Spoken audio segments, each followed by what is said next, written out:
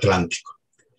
En nombre del presidente de nuestro Instituto de Estudios Parlamentarios, Fermín Toro, y de su junta directiva, les damos las gracias por acompañarnos a esta actividad que se inscribe en el marco de la programación anual del Grupo de Trabajo sobre Seguimiento del Sistema Internacional.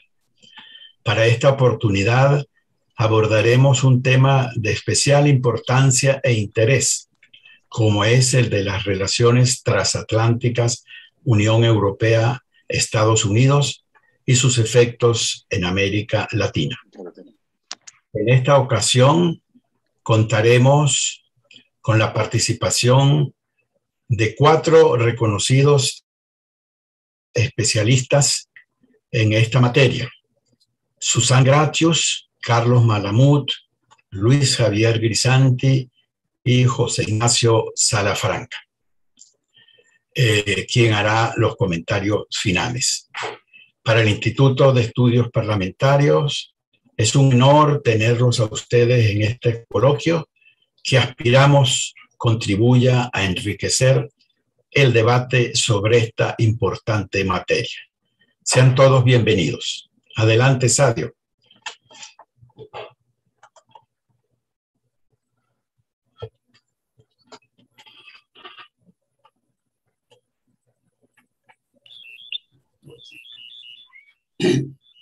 No se activaba el micrófono. Buenos días a todos, bienvenidos a este coloquio, y voy a empezar inmediatamente a dar la palabra en nada de tiempo a la profesora Susan Gratius, politóloga y doctora en Ciencias Políticas de la Universidad de Hamburgo, profesora y jefa del Departamento de Relaciones Internacionales de la Universidad Autónoma de Madrid, investigadora senior en la Fundación para las Relaciones Internacionales y el Diálogo Exterior FRIDE, y ha sido también investigadora en el Instituto de Estudios Iberoamericanos de Hamburgo. Con ustedes, la profesora Susana.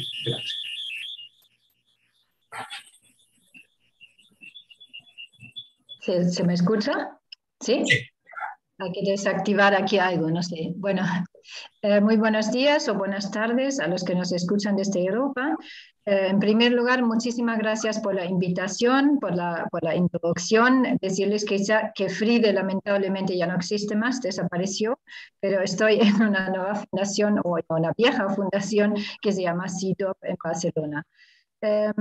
Bueno, es un placer estar aquí, y yo voy a hacer una introducción bastante breve de 4 puntos sobre las relaciones transatlánticas clásicas, tradicionales, porque hay 2 relaciones, ¿no?, transatlánticas. Una es la bilateral, Estados Unidos, Unión Europea, y otra sería con América Latina y el Caribe, que sería más bien una relación triangular que durante bastante tiempo ha vendido o ha querido fomentar la Unión Europea.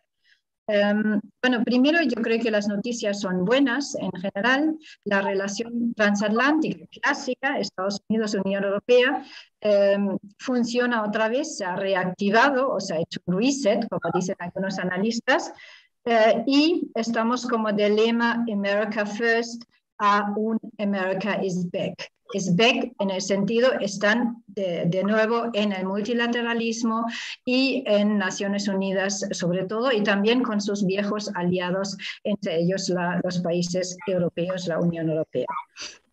Segundo punto, bueno, a modo de introducción, medir un poco la temperatura de las relaciones clásicas, ¿no? Allí tenemos, no sé si todo el mundo lo conoce, el Transatlantic Scorecard de Brookings, del Brookings Institute, y ellos hacen cada 3-4 meses, entrevistan a expertos y preguntan un poco por la temperatura de las relaciones Estados Unidos y Unión Europea, y estamos ahora en julio 2021 en una temperatura de 6,6 de 10, que no está mal, ¿eh?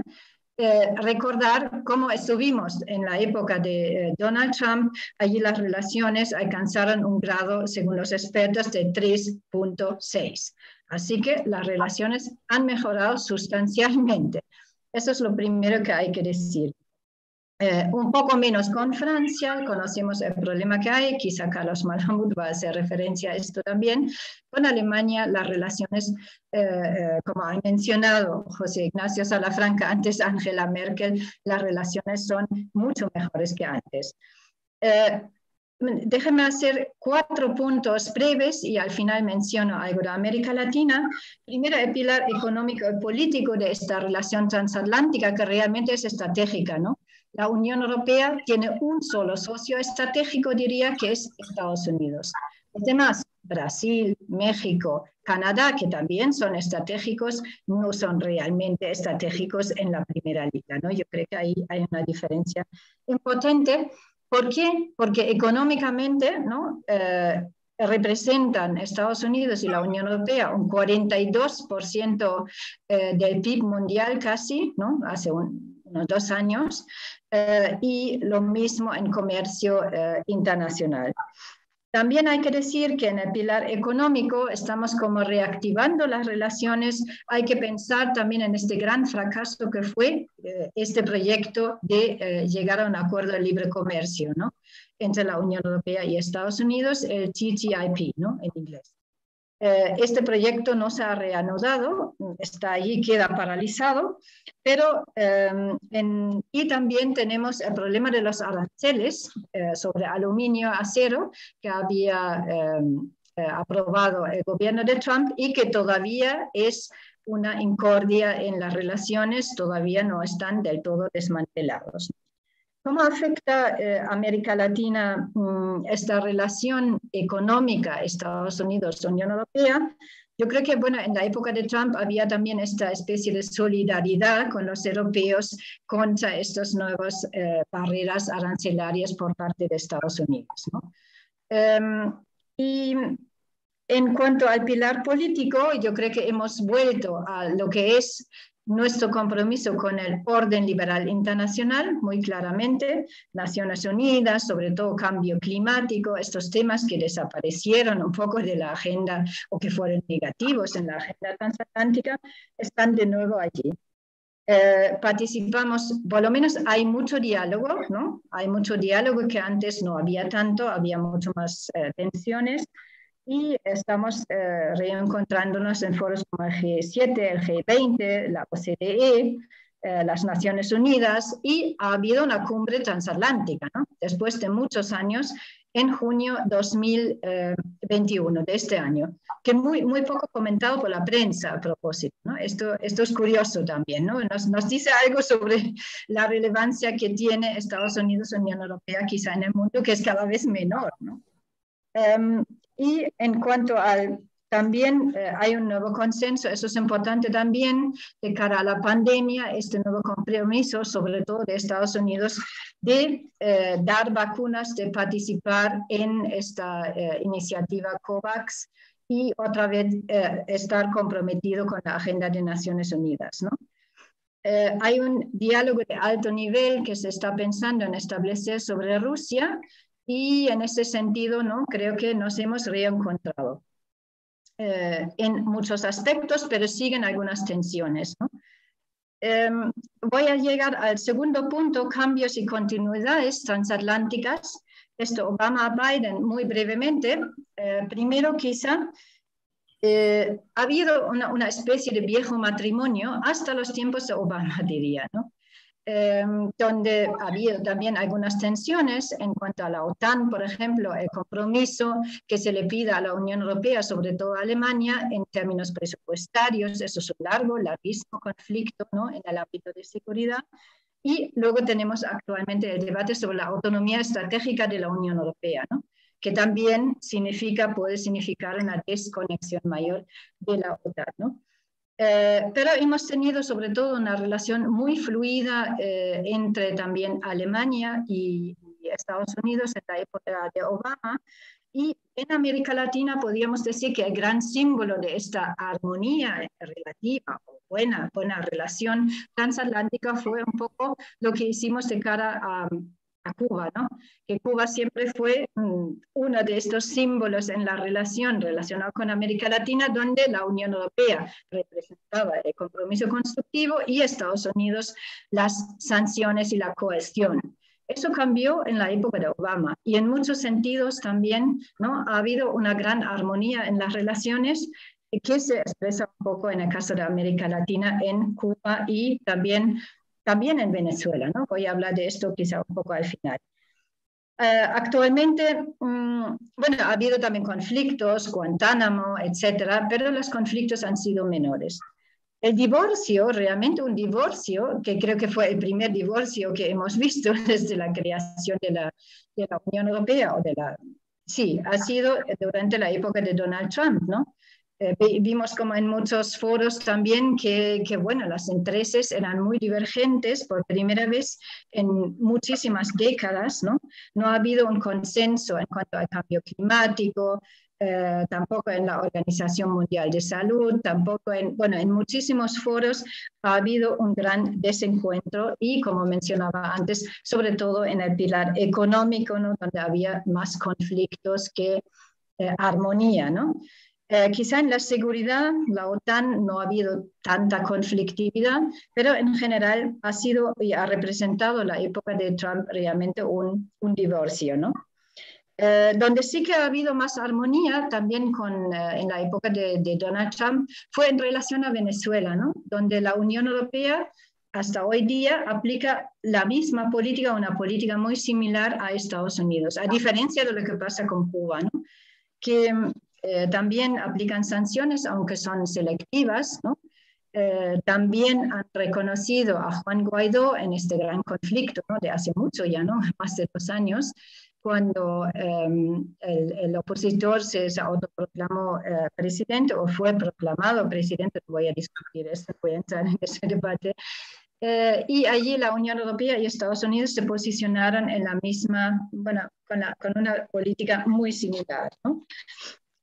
Ahora mismo se puede decir poco, ¿no? Desde que asumió el gobierno de Biden, pero yo creo que seguimos en el divorcio relativo, pero nos llevamos muchísimo mejor, ¿no? Digamos, estamos reconstruyendo una relación después de esta separación y un primer impasse, quizá negativo, ha sido esta retirada de Afganistán, ¿no? Que parece que Estados Unidos no informó, o esto es lo que he leído, a tiempo a los aliados, y ha habido ahí además una pérdida muy importante de imagen, ¿no? Y también cómo se manejó esta crisis y cómo informaron a los aliados. Y luego también hemos visto, por otra parte, una nueva armonía por las visitas también de Estados Unidos, de Anthony Blinken a Europa, armonía en varias cumbres, ¿no?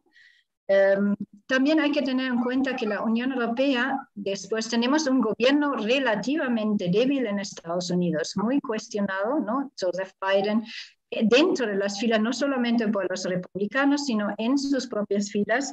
Y tenemos también una Unión Europea, antes se ha mencionado Angela Merkel ya no va a estar gobernando en Alemania y no sabemos todavía cuál es la coalición que va a gobernar, si va a ser, supongo que el ganador de estas elecciones, pero con un margen muy pequeño, Olaf Scholz.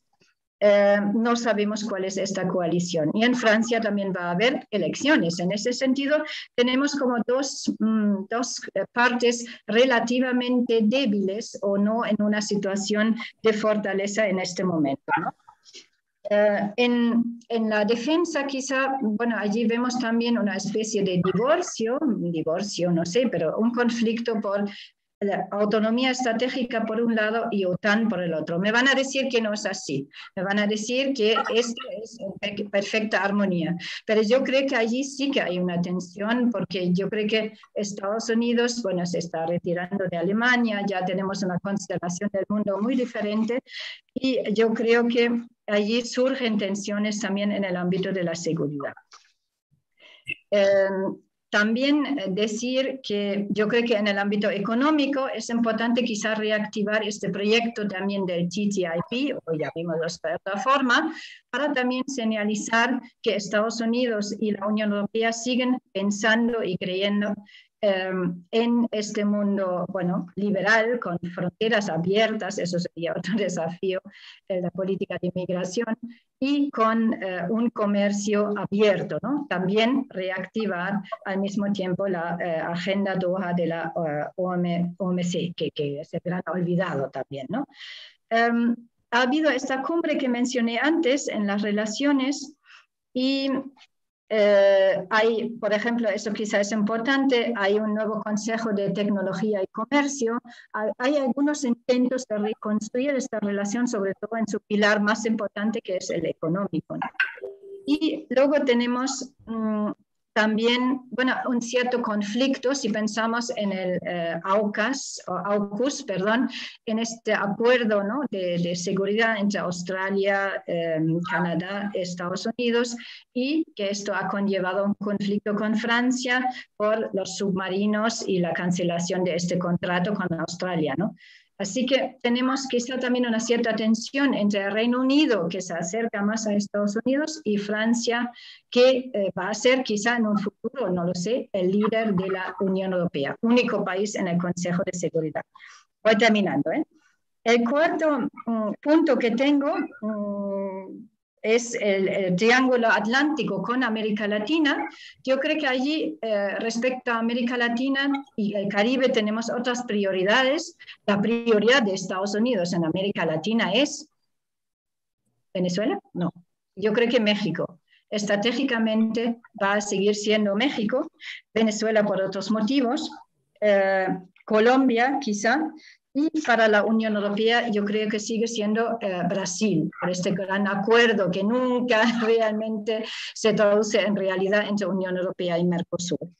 Y tenemos también un interés común, Estados Unidos, Unión Europea, en Colombia. Tenemos un interés común en Cuba, ¿no? Aunque políticas muy diferentes, parece que ahí no ha habido un cambio de la agenda de Biden, un retorno a la política de Obama, sino de momento se mantiene todo igual. Y la Unión Europea creo que ha abierto también ese debate sobre si tiene sentido mantener un acuerdo con Cuba después de lo que pasó el 11 de julio, que me parece muy grave y que cambia un poco la constelación de actores también en Cuba, ¿no? Y también está cambiando paulatinamente o poco a poco la política de la Unión Europea. Quizá por último, Venezuela. Allí, como dije antes, tenemos políticas muy similares, Unión Europea, Estados Unidos. Incluso encontramos 2 o 3 declaraciones conjuntas entre Unión Europea, Canadá y Estados Unidos sobre Venezuela. Y yo creo que el problema que tienen los dos actores, tanto Estados Unidos como Unión Europea, al haber tomado parte del conflicto, bueno, ahora vemos un cambio de política. Unión Europea, sobre esto va a hablar José Ignacio Salafranca seguramente, por esta observación electoral, esta controvertida misión electoral de la Unión Europea en Venezuela, pero teóricamente pues no hay, se rompieron relaciones, no oficialmente, pero de facto, con el gobierno de Nicolás Maduro. Y ninguna de las dos partes, ni Estados Unidos ni la Unión Europea, pueden mediar en ese conflicto, ¿no? Vemos que sigue el diálogo bajo el auspicio de Noruega, y yo creo que, bueno, un poco el problema de la Unión Europea y de Estados Unidos en Venezuela, es que han perdido influencia y han perdido presencia, porque yo, bueno, hice una pequeña investigación mirando también lo que hace Cuba, lo que hace Rusia, lo que hace China en Venezuela. En este mundo globalizado se pueden como sustituir fácilmente las relaciones, y tanto Estados Unidos como la Unión Europea han perdido influencia porque ya no hay un diálogo directo con Nicolás Maduro, que es lamentablemente, ¿no?, el poder fáctico todavía en Venezuela, y no tiene mucha presencia, se ve menos inversiones, menos tal, que China y Rusia, que son ahora mucho más fuertes en Venezuela que antes, ¿no? Eso lo veo un poco el problema de esta relación. Perdón que me he pasado un poco los minutos, y allí lo dejo para que tengamos luego un debate. Muchísimas gracias por la invitación. Muchas gracias a la profesora Susana Gracius por habernos traído su experiencia.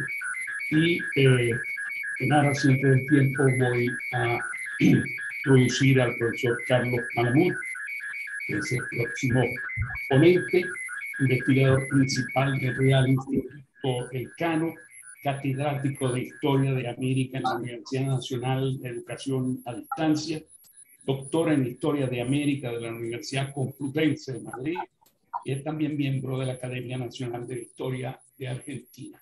Con ustedes el profesor Carlos Malamud. Muchas gracias, señor moderador. Quisiera comenzar también agradeciendo al Instituto de Estudios Parlamentarios Fermín Toro por esta cordial invitación para poder referirme a las relaciones transatlánticas en su visión canónica o en su definición canónica pero restringida y su impacto sobre América Latina.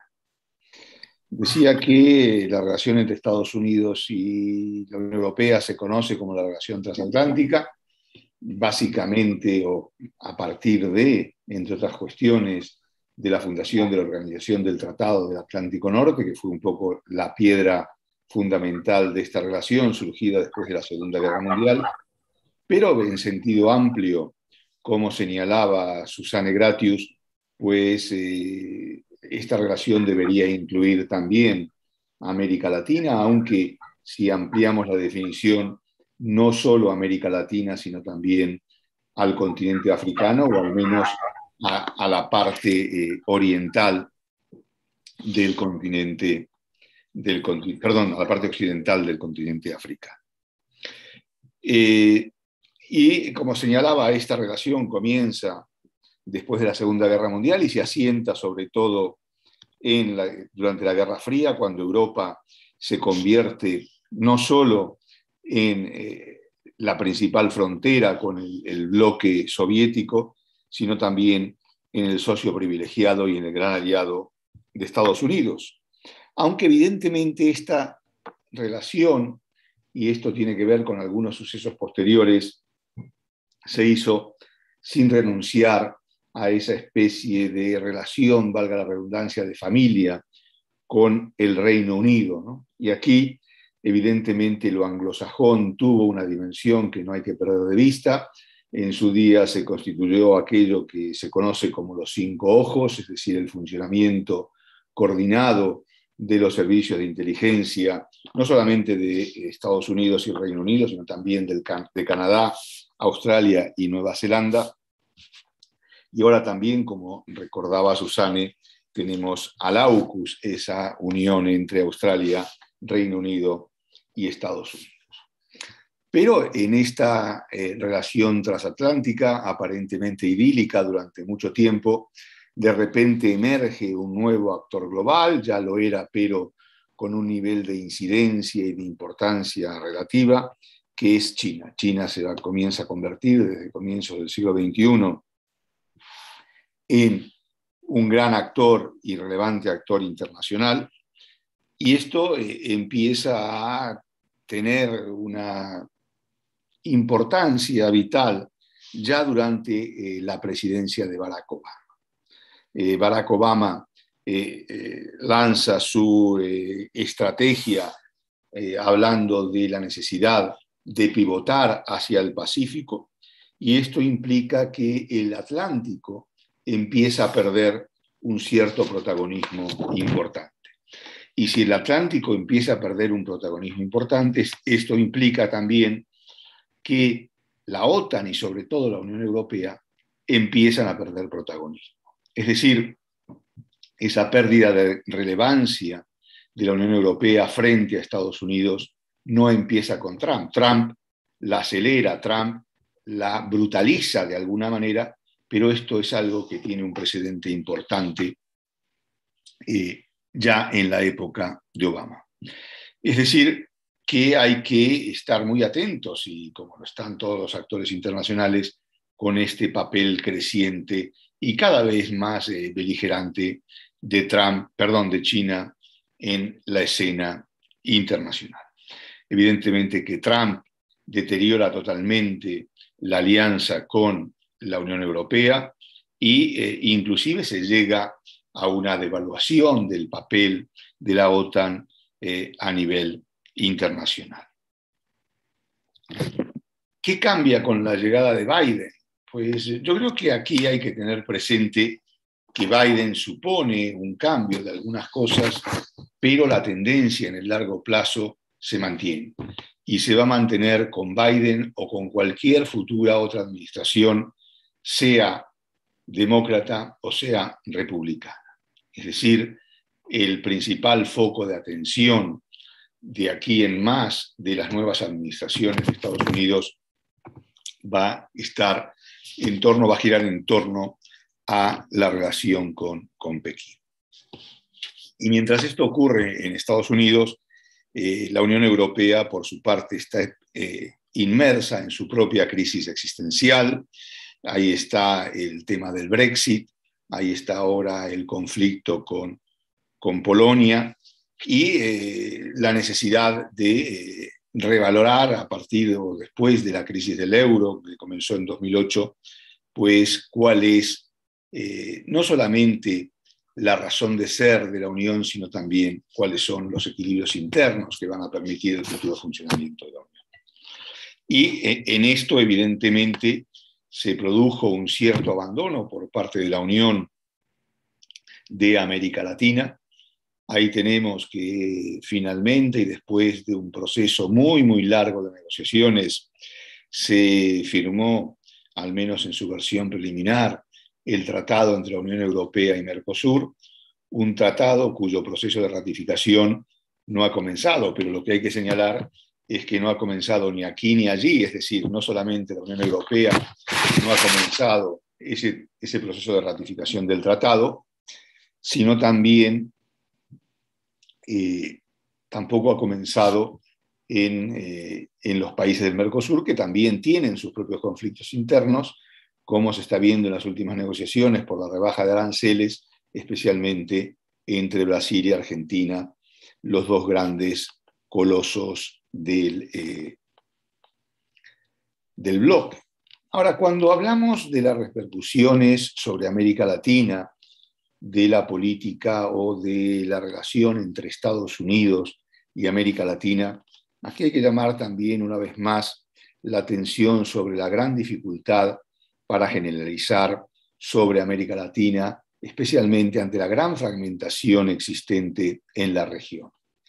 Si en la segunda mitad o en las últimas décadas del siglo XX era posible tener una política global hacia América Latina, y de hecho Estados Unidos la tenía y España también, pues hoy por hoy es prácticamente imposible.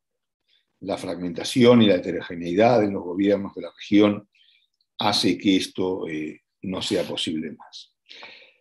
Y esto implica que hay que modular la respuesta según se trate de los países. En su día, tanto Estados Unidos como la Unión Europea tenían políticas diferentes en relación con el ALBA, por ejemplo, y los países bolivarianos, y hoy esto lo vemos claramente en lo referente a Venezuela y Nicaragua, sobre todo, pero también en relación con Cuba.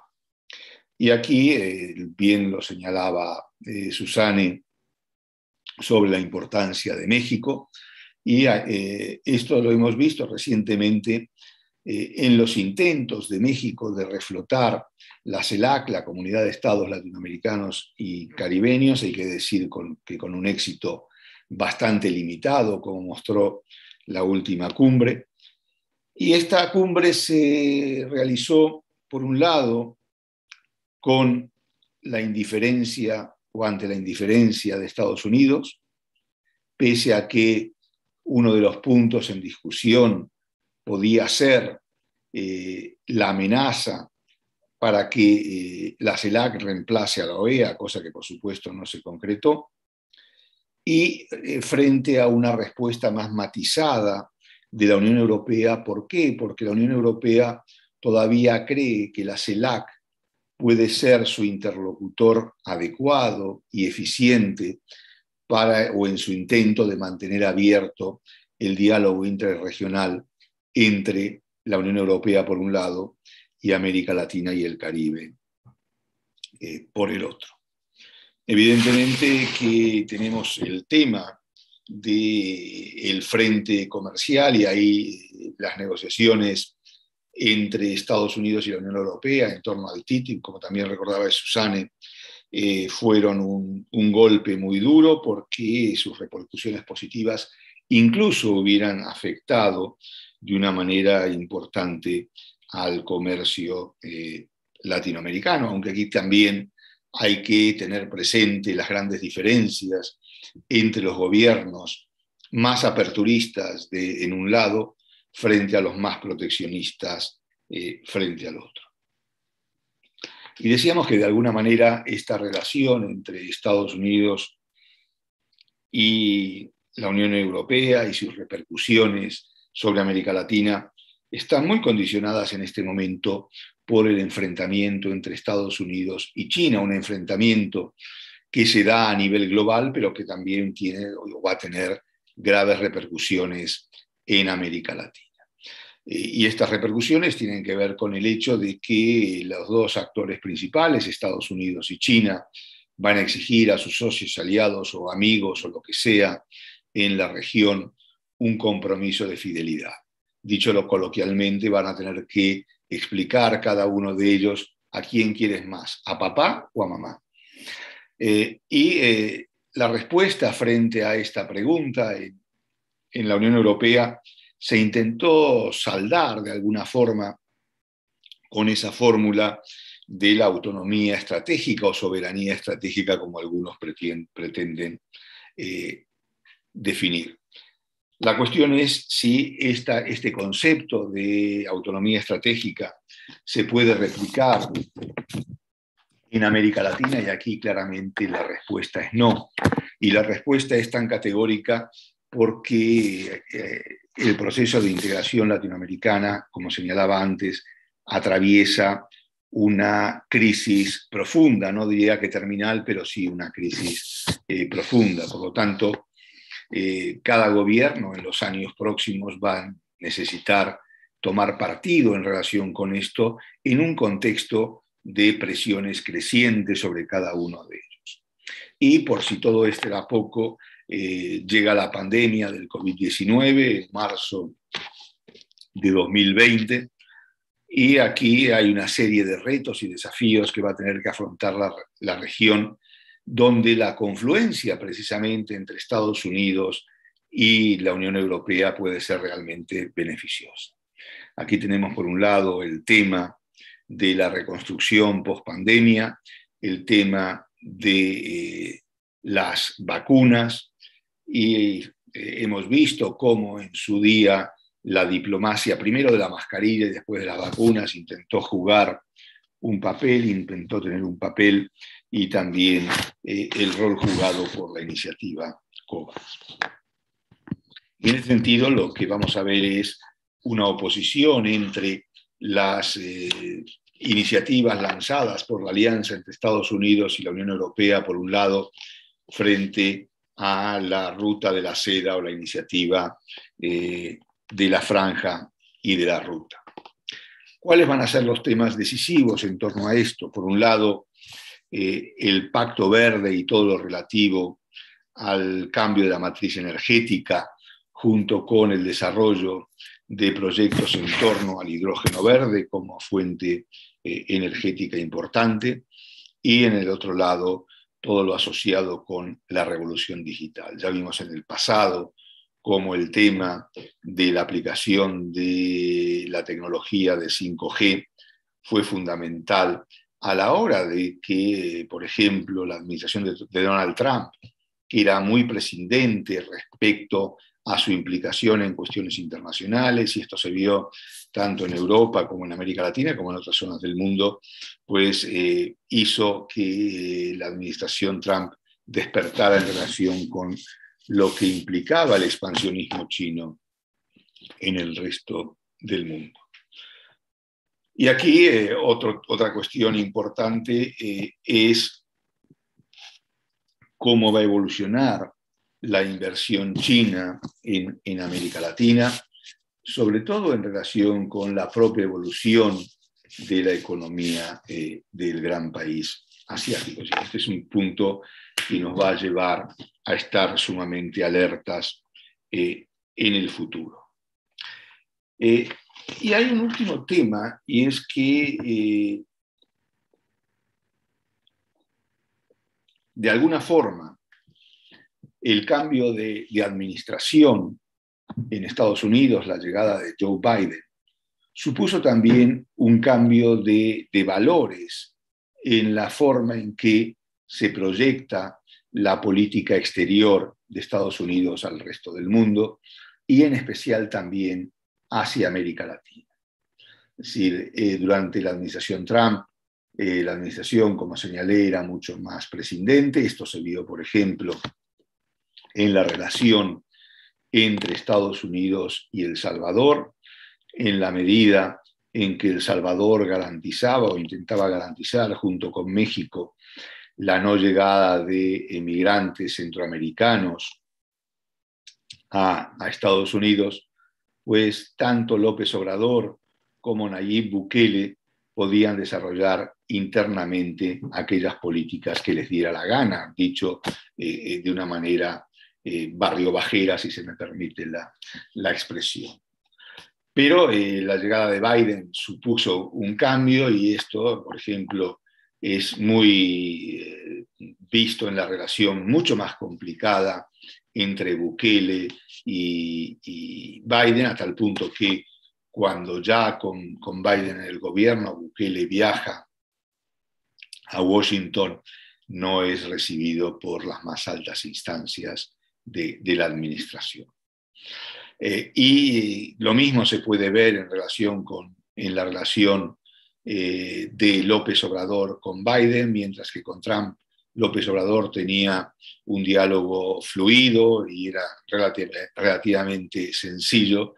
Hoy es mucho más complicado, ¿no? Y esta apuesta por los valores, por la democracia, por los derechos humanos, por las libertades, por los derechos laborales también, hace más complicada, por un lado, la relación de Estados Unidos con algunos gobiernos de la región que se resienten de lo que ven como un creciente intervencionismo de Estados Unidos, pero al mismo tiempo hace más fácil un diálogo convergente entre Estados Unidos y la Unión Europea en torno a determinados problemas latinoamericanos. Y en ese sentido, quizás el ejemplo donde esta convergencia es más sencilla, por llamarlo de alguna manera, es Nicaragua, ¿no? La crisis nicaragüense, el desafío planteado a la supervivencia de la democracia en Nicaragua por Daniel Ortega y Rosario Murillo y su proyecto neosomocista de corte claramente autoritario, pues hace que las posturas entre la Unión Europea y Estados Unidos converjan en ese punto. Hay otros temas donde también hay una necesidad vital por ambas partes de converger, pero es más complicado. El caso de Cuba o el caso incluso de Venezuela, ¿no? Había una pregunta en el chat sobre si la misión de observación electoral en Venezuela de la Unión Europea podía complicar o amenazar la relación con Estados Unidos. Esto no es así, ¿no? Es decir, hay un cierto grado un cierto margen de autonomía de cada uno de los actores. Evidentemente, Estados Unidos va a presionar en relación con sus puntos de vista, pero esto no va a poner en cuestión la naturaleza de la relación. Y dejo aquí para continuarlo. Gracias.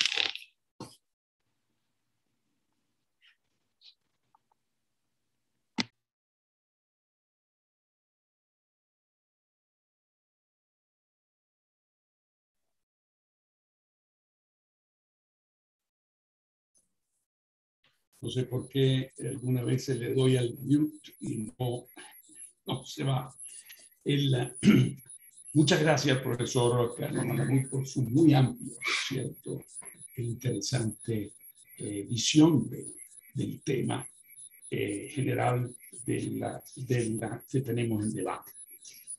Paso ahora a presentar al próximo ponente, que es Luis Javier Grisanti, economista por la Universidad de George Washington, con maestría en Administración y Relaciones Internacionales, posgrado en Gerencia de Negocios Internacionales por la Georgetown University.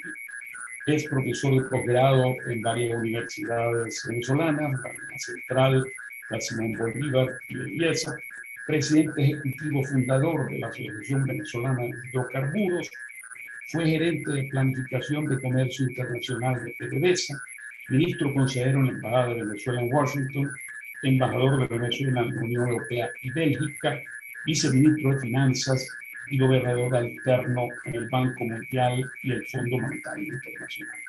Con ustedes, Luis Javier Elisa. Buenos días y agradezco al Instituto de Estudios Parlamentarios Fermín Toro, al doctor Ramón Guillermo Aveledo, a los embajadores Sadio Carabini y González Urrutia, y me complace y me distingue el que pueda compartir este panel con la profesora Susana Gracius, el profesor Carlos Malamud y por supuesto con mi gran amigo, el doctor José Ignacio Salafranca. Mi exposición se denomina La Comunidad Transatlántica y su Desarrollo Sustentable. Tiene también 4 puntos. Primero, Alianza Transatlántica, Democracia e Integración. Los Estados Unidos y la Unión Europea representan el 45% del Producto Interno Bruto Mundial y poco más del 40% del comercio. Con una población conjunta de 780 millones de personas, Estados Unidos alcanzará en el 2021 un Producto Interno de 22,7 billones de dólares y la Unión Europea 17 billones. En conjunto, la producción total de bienes y servicios de ambos territorios sumará casi 40 billones de dólares este año. El comercio total de bienes y servicios entre la Unión Europea y Estados Unidos se ubicó en 974 millones de millardos de euros en el 2020, retrocediendo frente al 2019 debido a la pandemia del COVID-19. El acervo de inversión extranjera directa de la Unión Europea en Estados Unidos es de 2,2 billones de euros y el de Estados Unidos en la Unión Europea es de 2 billones de euros. La integración y complementariedad de las economías euroamericanas es considerable. La relación birregional euroestadounidense, habría que agregar a Canadá con un PIB de 1,88 billones de dólares, es la más grande del planeta. Ello ha sido producto a que los sistemas de ambas regiones practican la libertad económica dentro de democracias liberales. Ya la profesora Gracius se refirió al reinicio, al reacercamiento de la administración Biden y la Unión Europea, quienes han relanzado su relación y han constituido como primer paso el Consejo Euroestadounidense sobre Comercio y Tecnología, visto la interrupción por el presidente Trump del el acuerdo o tratado de negociación denominado Asociación Transatlántica para el Comercio y la Inversión. De manera que comencemos por señalar que si solo fuera por razones geoeconómicas, América Latina y el Caribe no pueden estar a espaldas de lo que acontece en las relaciones de los Estados Unidos y la Unión Europea, ni desaprovechar las oportunidades de comercio e inversión actuales y futuras de cara a su desarrollo socioeconómico integral y sustentable. Segundo, la comunidad transatlántica, Estados Unidos, Europa, Canadá, Iberoamérica y el Caribe. Si agregamos a los 780 millones de europeos y estadounidenses, 38 millones de canadienses y los 667 millones de latinoamericanos y caribeños, contaríamos entonces con una población total de casi 1.500 millones de seres humanos que comparten una historia común dentro del hemisferio occidental. El acervo cultural de lo que podemos llamar la comunidad transatlántica, si bien recoge la impronta de las contribuciones asiáticas y africanas en su diversidad y mestizaje, nos ofrece una riqueza sin igual al compartir lazos históricos únicos por virtud de los valores comunes de democracia, libertad, derechos humanos, solidaridad y hermandad.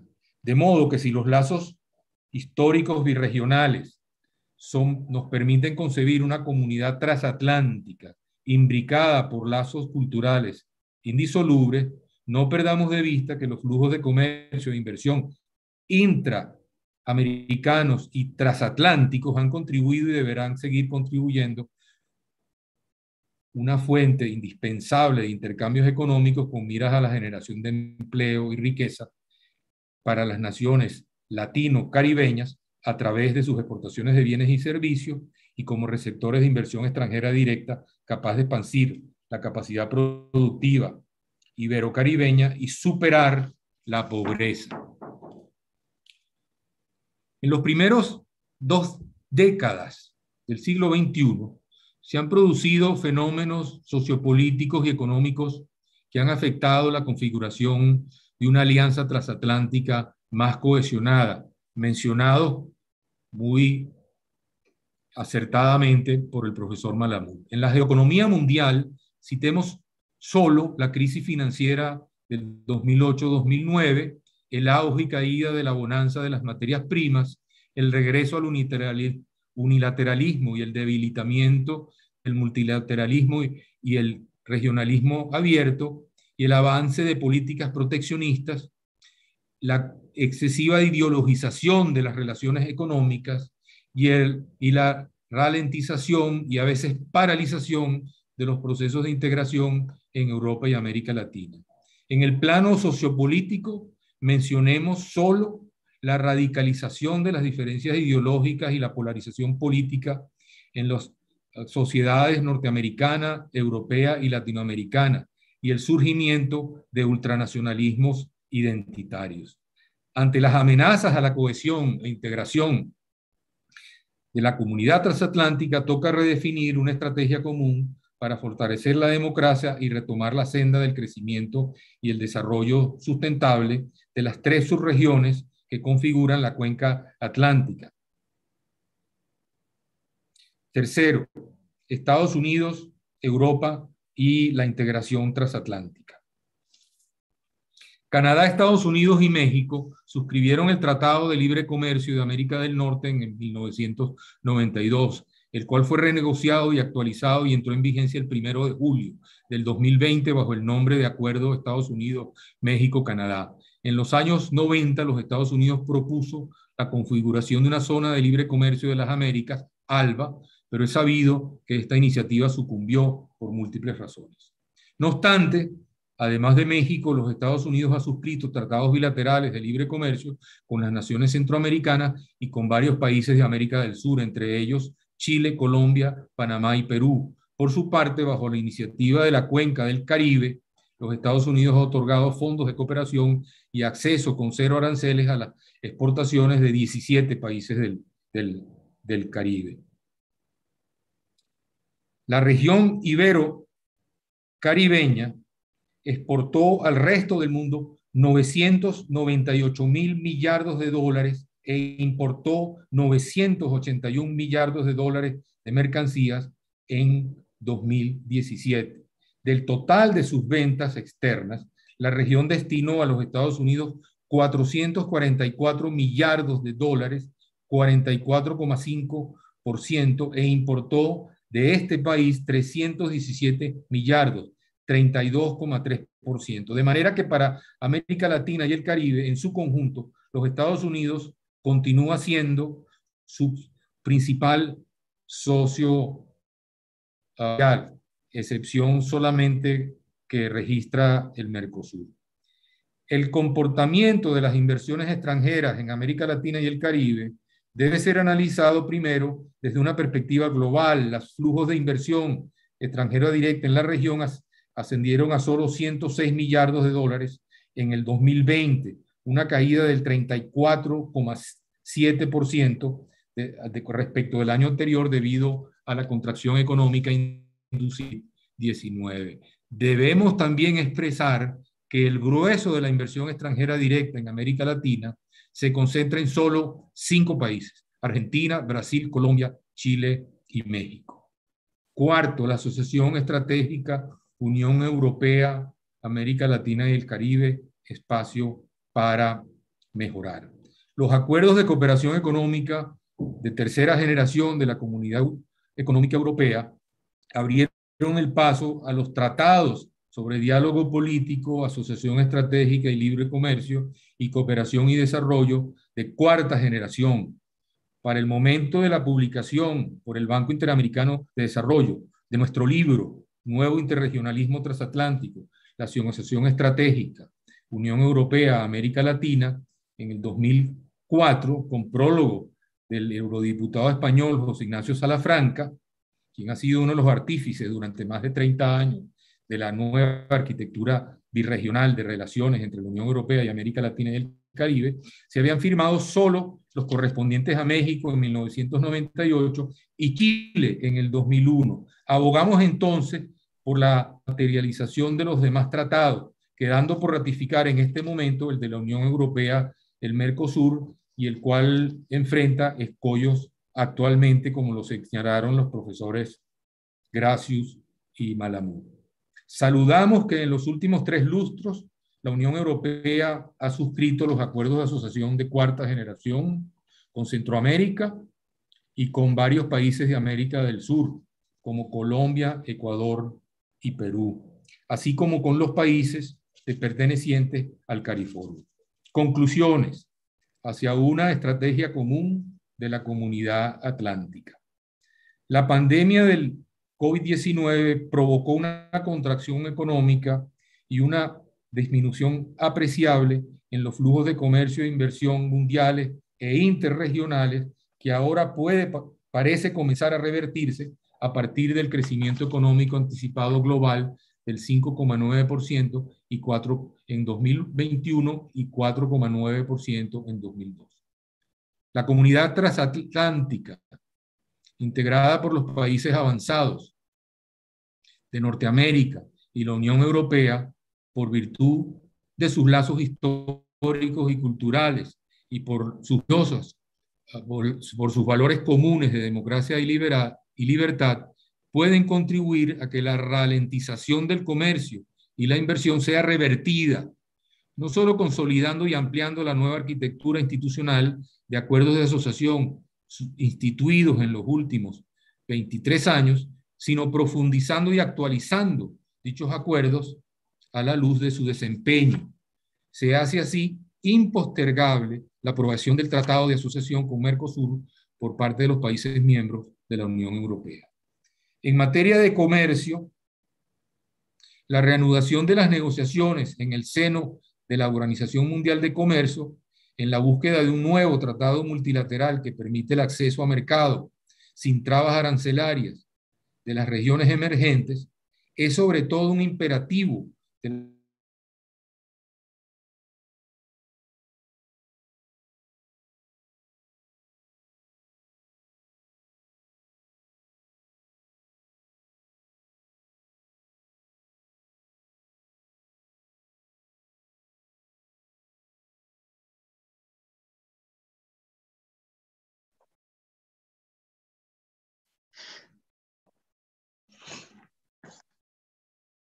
No lo oigo, no sé si soy yo.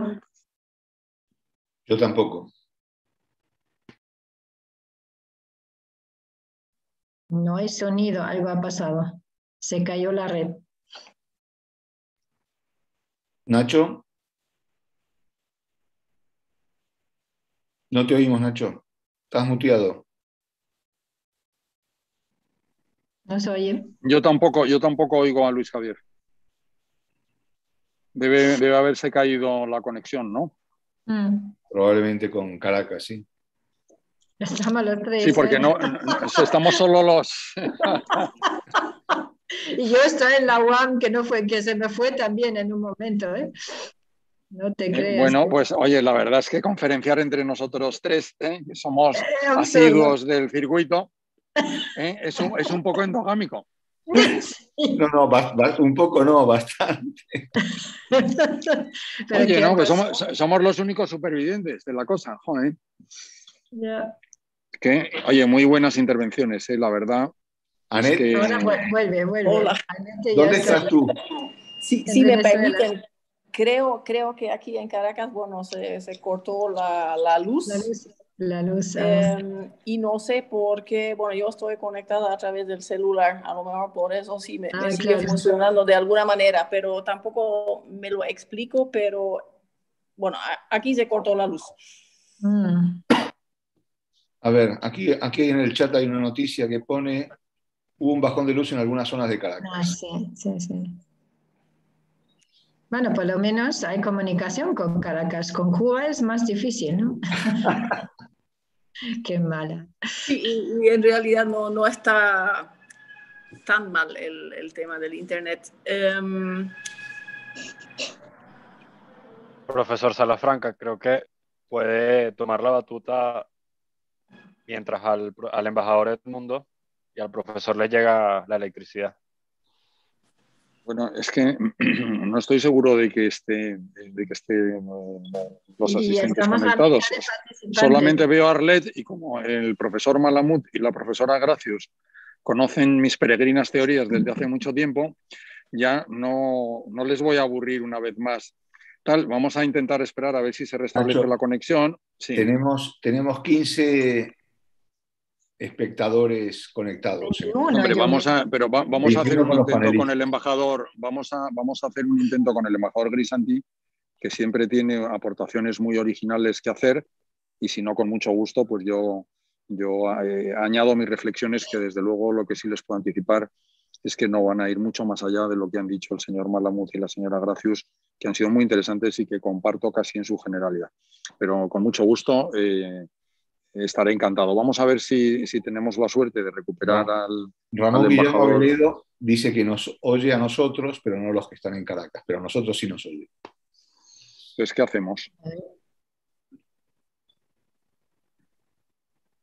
No oyen a los que están en Caracas. Los expositores nacionales y los espectadores se desconectaron por fallas en el servicio eléctrico. Bueno, a lo mejor lo que podemos hacer, si les parece, pues yo entiendo que esta conferencia se está registrando, ¿no? Sí, se está entonces, grabando. A lo mejor, bueno, pues entonces si les parece al amigo Aveledo y a todas las personas que todavía nos están escuchando, con mucho gusto quisiera decirles que me sumo al agradecimiento del Instituto de Estudios Parlamentarios por su invitación para participar en esta interesante mesa redonda sobre las relaciones entre la Unión Europea y Estados Unidos y su repercusión sobre América Latina. Quiero decirles que he pasado una gran parte de mi vida, solamente 23 años como miembro del Parlamento Europeo, y que por lo tanto pues es muy grato contribuir a las aportaciones que ya se han hecho. Estaba diciendo un poco en esta conexión que se ha producido como consecuencia de la caída de la electricidad en Caracas, que no podría coincidir más con las interesantes aportaciones que han hecho tanto la profesora Susan Gracius como mi buen amigo Carlos Malamud.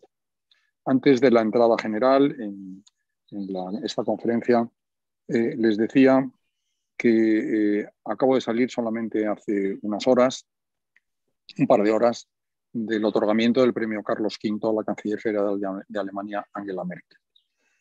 Y me he quedado con unas palabras que ha dicho el presidente de la Junta de Extremadura en esta presentación.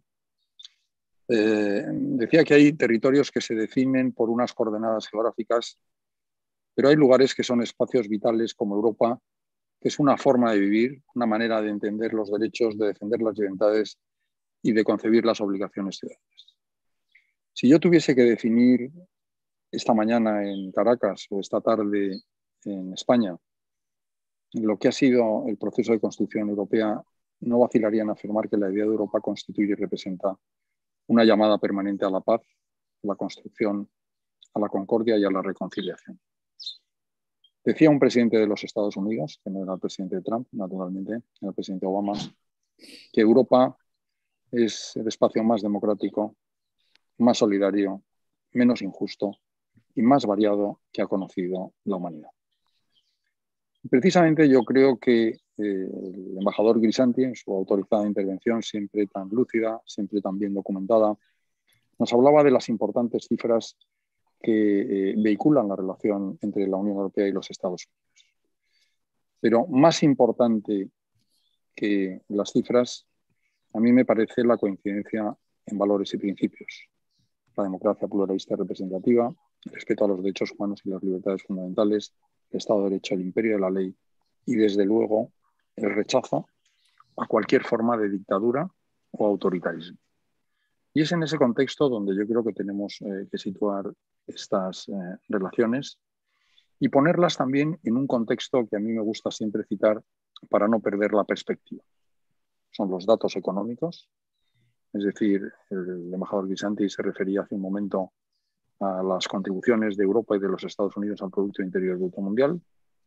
Quiero decirles que, según todas las previsiones de todos los analistas y observadores económicos y financieros, no habrá ningún país de Europa entre los miembros del G8 en los próximos 20-25 años. Alemania será el 9 y el Reino Unido el 10. Los tiempos gloriosos de la Revolución Industrial, donde Europa contribuía con el 33 y pico % al Producto Interior Bruto Mundial, han pasado. Ahora estamos por debajo del 20. Y si pensamos en términos demográficos, las cifras son también muy alarmantes.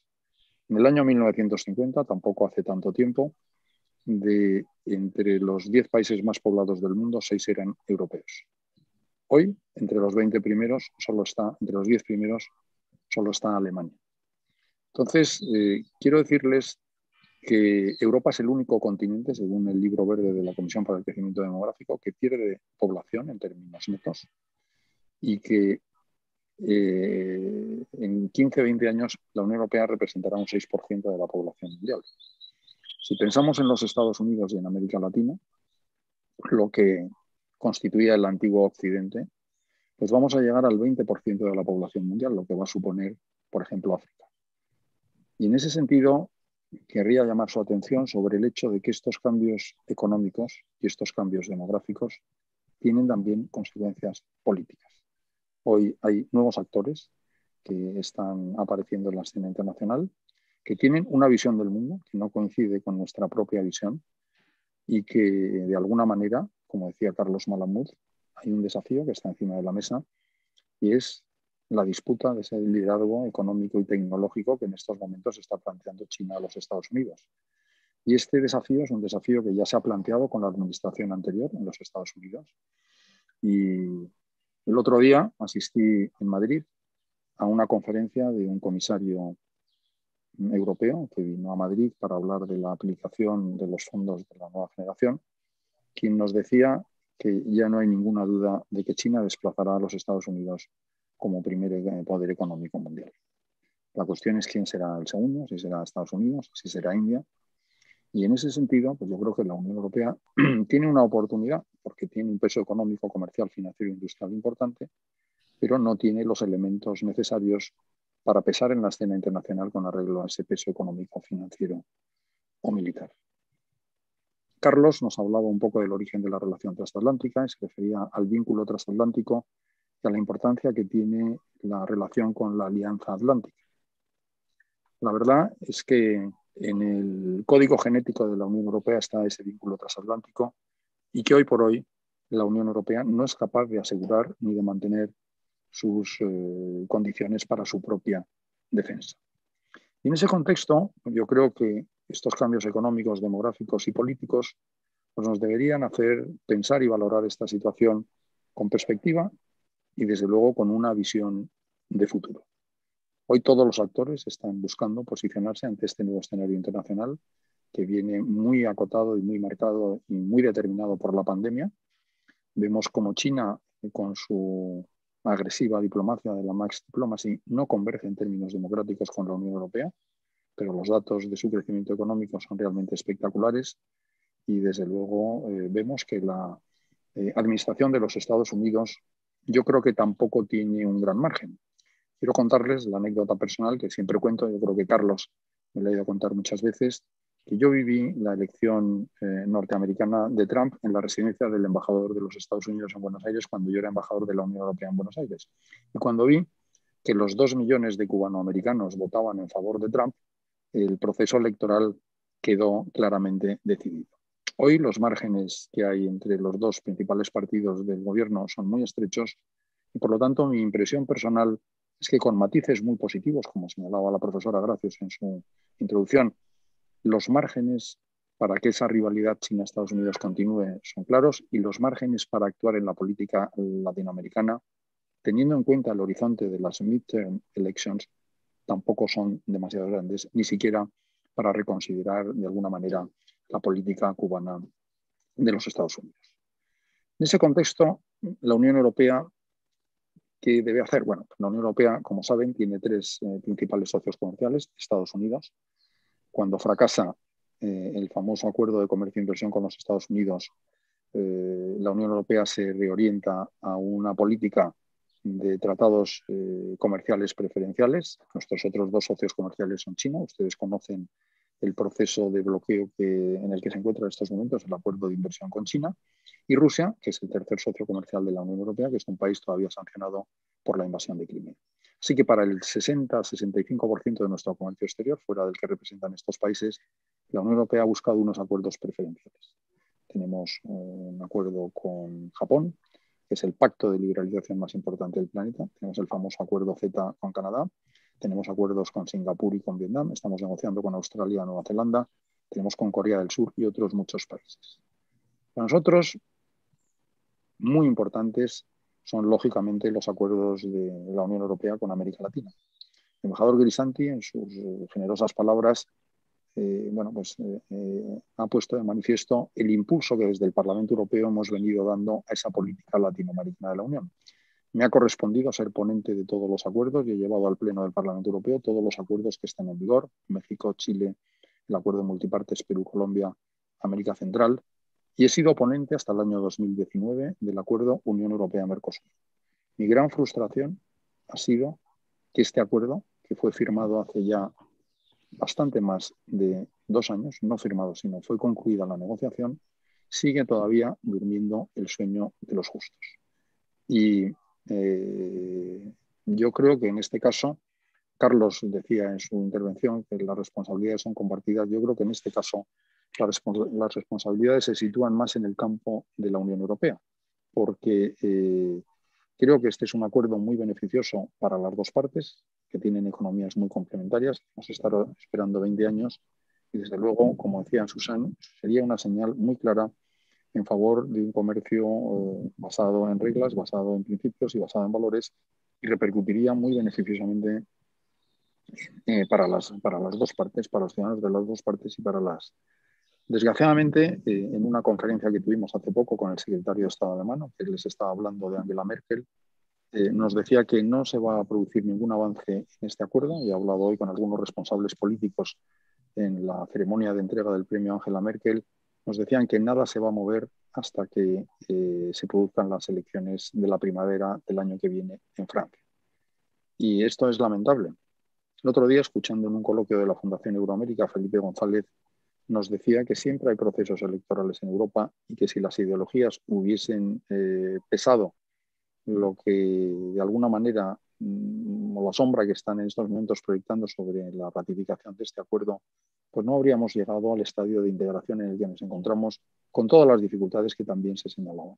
Es decir, nosotros tenemos un problema de agenda interna, tenemos una crisis abierta en nuestro proyecto político, de cómo rediseñar esta nueva unión, de cómo acceder o dar respuesta a las necesidades que plantean legítimamente nuestros ciudadanos. Y decía el presidente Macron en una de las intervenciones más brillantes que yo he oído en el Parlamento Europeo, les decía que en mis 23 años he visto 46 presidencias en ejercicio. Había el presidente Mitterrand antes de morir, cuando dijo que el nacionalismo era la guerra, pero una de las más brillantes que he podido y he tenido el privilegio de escuchar ha sido la del presidente Macron, cuando hablaba de la Europa que protege. Pero una cosa es la Europa que protege y otra cosa es la Europa proteccionista. Y lo que no se puede es decir que nosotros queremos que el comercio es progreso, que el comercio es paz, que el comercio es prosperidad, cuando nuestros socios tienen productos más competitivos que los nuestros, cerrarles nuestros mercados.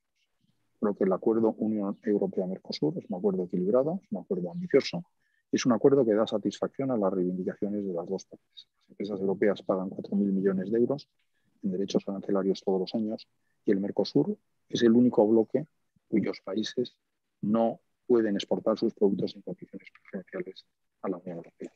Por lo tanto, más allá, como les decía, de la dureza de las cifras o de la claridad de las cifras, me importan más la naturaleza estratégica de este acuerdo, que sería el pacto de liberalización más importante que el planeta. Les hablaba del acuerdo con Japón.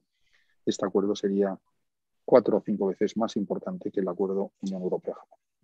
Susan Gracius hablaba de las asociaciones estratégicas. La Unión Europea tiene una asociación estratégica con Brasil, tiene una asociación estratégica con México, pero realmente la clave de bóveda con la que completaríamos toda la red de acuerdos que tenemos, los dos únicos países que nos encuentran vinculados a la Unión a través de acuerdos de cuarta generación, como decía el embajador Vicente. Recuerdo que la primera generación suponía poner el acento en los elementos agroindustriales, la segunda en la cooperación científica y tecnológica, la tercera en la cláusula democrática y la cuarta en la liberalización progresiva y recíproca de los intercambios son Bolivia, que no ha querido integrarse en el acuerdo multipartes, Venezuela por razones obvias y desde luego Cuba, que tiene un acuerdo de naturaleza distinta, que es el acuerdo de diálogo político y cooperación.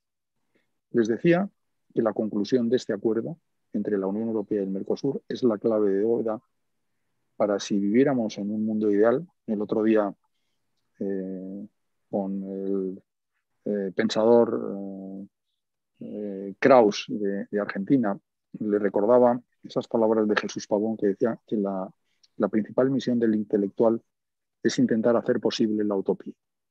Yo creo que si pudiéramos concluir ese acuerdo, Unión Europea-Mercosur, deberíamos tratar de dar una perspectiva geográfica completa a la relación entre la Unión Europea y América Latina y tratar de alguna manera de que bajo esa perspectiva geográfica completa, con las adaptaciones necesarias, pudiésemos aspirar a tener esa relación global o esa asociación estratégica entre la Unión Europea y América Latina. Pero como decía Carlos, el diálogo transatlántico no tiene que ser cosa de dos, sino que tiene que ser también cosa de tres. Y Susan, en su intervención inicial, nos hablaba de la necesidad de relanzar ese acuerdo, ese ambicioso acuerdo comercial y de inversión con los Estados Unidos, el famoso TTIP, que no es un acuerdo que tienda exclusivamente a los aranceles, porque los aranceles entre la Unión Europea y los Estados Unidos son aranceles eminentemente bajos, sino sobre todo a eliminar las barreras no arancelarias.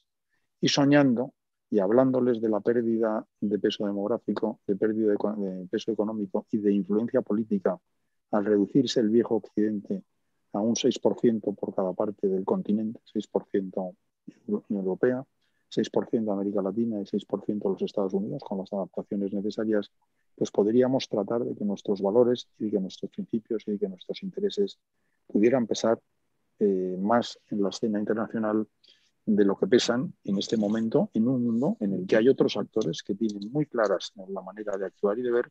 Y nosotros, bueno, pues estamos en nuestras viejas disquisiciones sobre si hay elecciones en Francia, si hay elecciones en Alemania o qué es lo que pasa en América Latina. Yo creo que Carlos, acertadamente, hablaba también de un escenario de gran fragmentación en América Latina como consecuencia de la situación que se está viviendo y de la crisis venezolana, y eso pues yo creo que está haciendo perder también muchas opciones. No se reúne el ejercicio de las cumbres, que fue un ejercicio muy meritorio, que se lanzó desde el año 2015, y vamos a tener una prueba muy interesante que se va a tener que sustanciar rápido, porque en noviembre en principio se reúnen los ministros o los cancilleres de la Secretaría General de las Cumbres Iberoamericanas para ver quién es el sucesor de Rebecca Greenspan.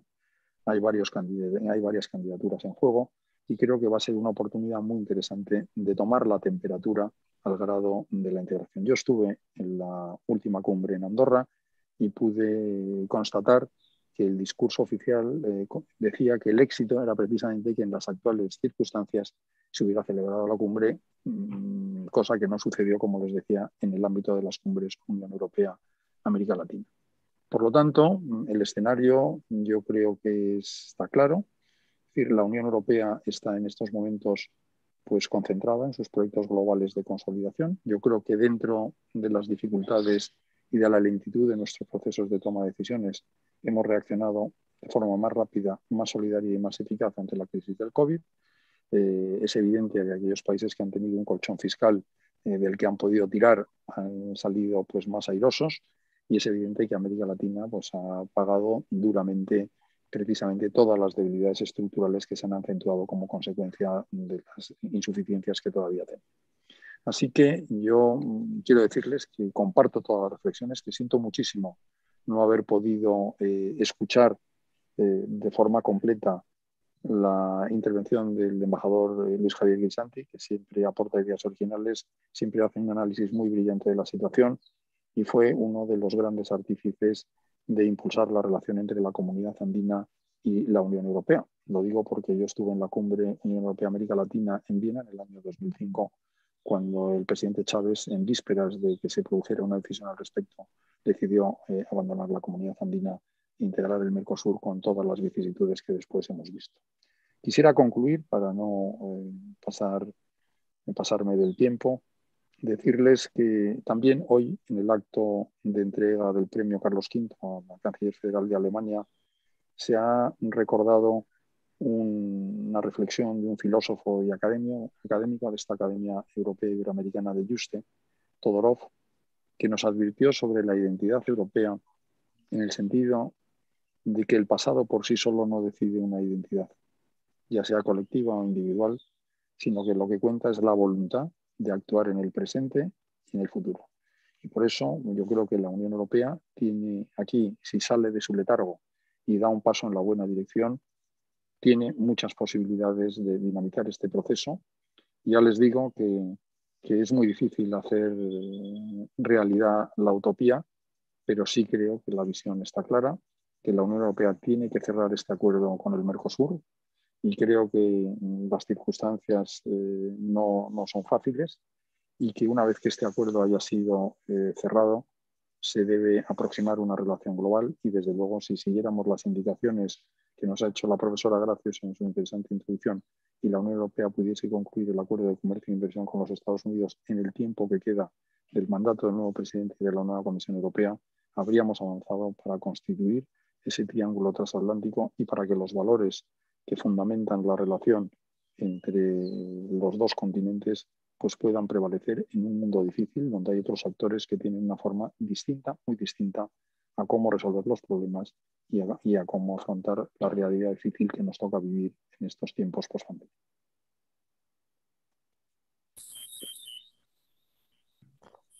Bueno, yo tengo que perdí el final de la ponencia de mi buen amigo Luis Javier y el inicio del doctor José Ignacio Salafranca. Desgraciadamente esta es la situación que tenemos tecnológica en Venezuela. Se me fue la luz 2 veces, una en una diferencia de segundos, pero obviamente el computador entró en ese sistema que ustedes saben de defensa y bueno, entonces se pueden imaginar. Así que doy las gracias a todos los ponentes de esta tarde o mañana, dependiendo de donde estemos. Indudablemente vivimos un mundo más peligroso. El momento unipolar donde los Estados Unidos era la hiperpotencia mundial en todas las dimensiones del poder, duró muy poco.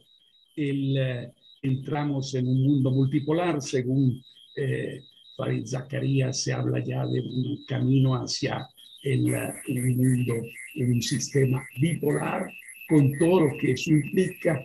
Hay un retorno, eso de la historia que se terminó, como decía Fukuyama, yo creo que la historia regresó con gusto, y con gusto regresó la geopolítica. Y entonces, indudablemente, hasta se habla, el profesor en Harvard, Graham Allison, ahora habla un retorno de la esfera de influencia, con todo lo que eso implica. Entonces, indudablemente vivimos un mundo que da un poco de miedo. Pero al mismo tiempo, todas las ideas que se manejaron esta mañana son de carácter positivo.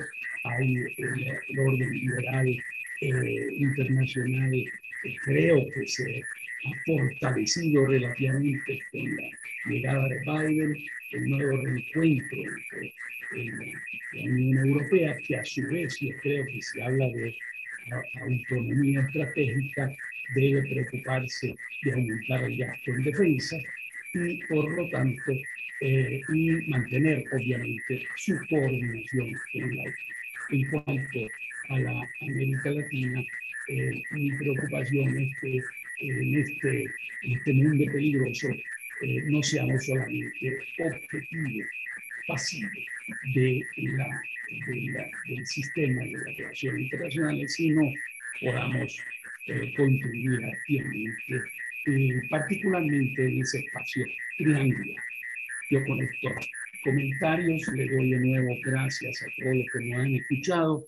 No sé si hay, veo el chat, no hay preguntas por el momento, todo quedó muy claro. Gracias a todos los ponentes, gracias al instituto y me despido con un saludo a todos. Muy buenas, gracias, hasta luego. Gracias a todos. Gracias. Buenas tardes, buen día. Hasta luego.